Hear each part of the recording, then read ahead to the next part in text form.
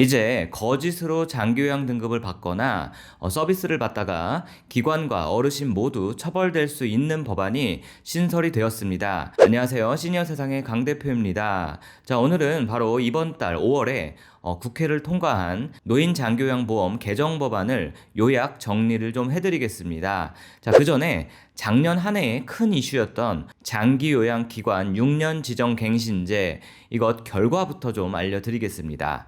장기요양기관을 설립하고 6년마다 새롭게 재지정되는 제도가 시행 중인 거, 이제 많은 분들이 알고 계실 겁니다. 한마디로 부실하게 혹은 부정하게 시설이 운영되어 온 경우에 6년 만에 이 시설은 지정이 취소가 돼서 더 이상 운영할 수 없게 되는 겁니다. 실제로 2019년 말에 이 법이 시행이 되었고요. 2025년이 사실상 첫 번째 그 결과가 나오는 해라고 볼 수 있겠죠. 얼마만큼의 기관이 사실상 문을 닫게 되었는지 한번 보시죠. 작년에 유효기간이 만료된 전국의 장기요양 기관이 총 15,386곳이었습니다. 이 중에서 심사를 무사히 통과해서 계속 운영할 수 있게 된 적격 판정기관은 13,897곳, 전체의 약 90%가 좀 넘는 정도죠. 하지만 주목해야 할 부분이 바로 이 퇴출 수치입니다. 전체의 약 10%에 달하는 1,489개 기관이 사실상 요양기관 간판을 내리게 됐습니다. 구체적으로 내용을 좀 뜯어볼게요. 단순히 신청을 안 해서 문을 닫은 곳이 1,326곳이나 됐고요.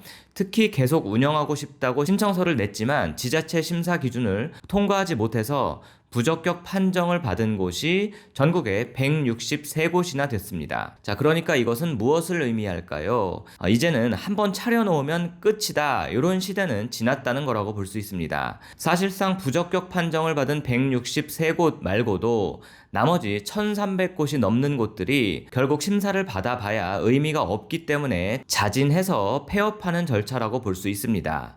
자, 모르시는 분들이 계실 수 있어서 조금 보충 설명을 드리면, 이 지정갱신제는 건강보험공단이 관리하는 게 아니라 처음에 설립할 때 지정 허가를 받은 시군구에서 관리 감독을 하는 겁니다. 즉 설립 허가 자체를 내준 곳이 지자체니까 6년 동안 부실하게 운영했다면 그 설립 허가를 취소하는 것도 지자체라는 겁니다.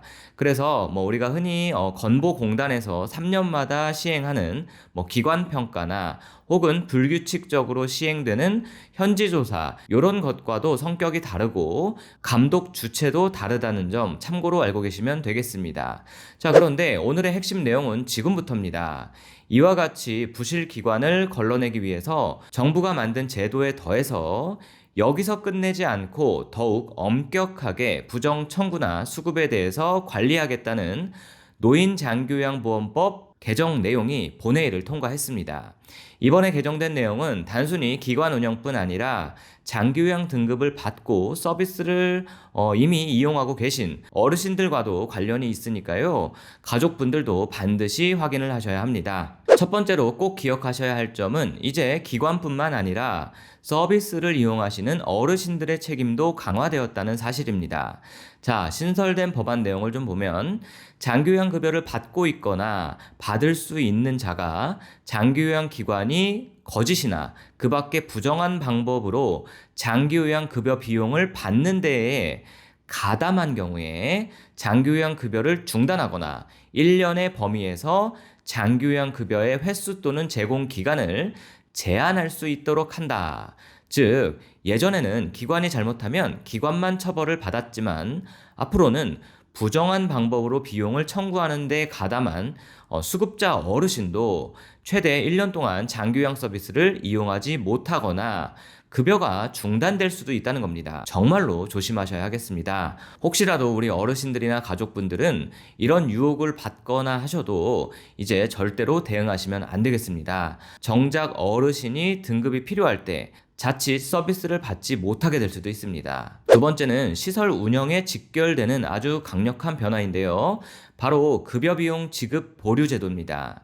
정부나 지자체에서 행정조사를 나갔을 때 정당한 사유 없이 자료 제출을 거부하거나 방해하면 어떻게 될까요? 이제는 조사가 제대로 완료될 때까지 공단에서 지급하는 급여비를 단 한 푼도 받을 수 없게 됩니다. 여기에다가 자료 제출 명령을 어길 때 납부하는 벌칙도 기존 500만 원에서 1000만 원 이하의 벌금으로 2배나 무거워졌습니다. 이제 조사를 피해서는 정상적인 운영이 사실상 불가능해진 셈이죠. 자, 세 번째 개정안은 운영의 투명성 문제인데요. 예전에는 거짓 청구가 적발되어도 상황에 따라서 명단을 공개하거나 말거나 했지만 이제는 법이 바뀌면서 위반 사실을 무조건 외부에 공개하는 것이 원칙이 되었습니다. 한 번의 잘못된 선택이 우리 기관의 이름을 혹은 대표자의 이름이 지역사회에 그대로 알려지게 되는 치명적인 결과를 초래할 수 있겠죠. 그런데 실제로 현재도 행정처분 이력이 있는 대표자가 기관을 다시 설립하기가 매우 어렵게 되어 있습니다.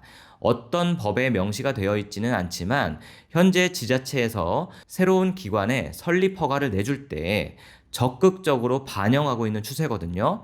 자, 예를 들어서 가장 흔한 경우가 행정처분이나 어떤 평가 같은 거를 피하기 위해서 기관 스스로 폐업을 한 다음에 이름만 바꿔서 간판을 다시 걸고 운영을 재개하는 건데요. 이런 영업 행위가 과거에는 가능했지만 현재는 대표자의 과거 이력을 모두 조사하고 설립 허가를 내주고 있기 때문에 장기요양 분야에서 영구적으로 퇴출될 수가 있습니다. 또한 대표자 본인이나 가족의 이름까지 모두 살펴보기 때문에 대리로 이름만 불려서 영업하는 것도 사실상 아주 어렵습니다. 마지막으로 기존에는 주로 시군구에서 관리를 맡았지만 이제는 시장이나 도지사 같은 광역자치단체장까지 조사 주체로 추가가 되었습니다. 또한 지자체가 조사를 나갈 때 건강보험공단에 행정 지원을 요청할 수도 있는 근거도 마련이 되었습니다. 결국 이런 내용들은 더 확실하게 조사하고 엄격하게 관리하겠다는 것이겠죠. 사실 이런 관리 강화가 정말 정상적으로 잘 운영이 되고 있는 기관 입장에서는 일거리가 더 늘어난다고 볼 수도 있습니다. 그와 함께 스트레스도 더 가중이 되겠죠. 관리 주체가 지자체도 있지만 건보공단도 있고 간혹 고용노동부에서도 지도감독을 나옵니다. 때문에 사실상 관리 감독 받는 상황이 아주 많이 발생할 수밖에 없는 그런 사업이 바로 장기요양 사업이 되어가고 있습니다. 자, 그런데 여담이지만 아이러니하게도 잘 운영하는 기관들은 간혹 이런 엄격한 관리 감독 때문에 수혜를 보는 경우가 발생하기도 합니다. 예를 들어 그 지역의 어느 한 기관이 결국 폐업하게 되면 갈 곳이 없어지는 어르신들이 그 지역에서 잘 운영이 되고 있는데 자리가 빈 곳으로 이전하게 되겠죠. 기관 측 입장에서는 별다른 영업을 하지 않았지만 어르신들이 새롭게 등록되는 그런 상황이 생기기도 하는 것이죠. 앞으로 이런 분위기로 장기요양 분야가 가고 있다는 상황을 인지를 하시고 예비 사업자분들이나 수급자와 가족분들은 참고하셔가지고 앞으로의 사업과 요양 서비스를 받는 데 문제가 없으셔야 하겠습니다. 오늘 영상 여기까지 하겠습니다. 좋아요와 댓글까지 남겨주시면 영상 제작에 많은 도움이 됩니다. 부탁을 좀 드릴게요. 감사합니다.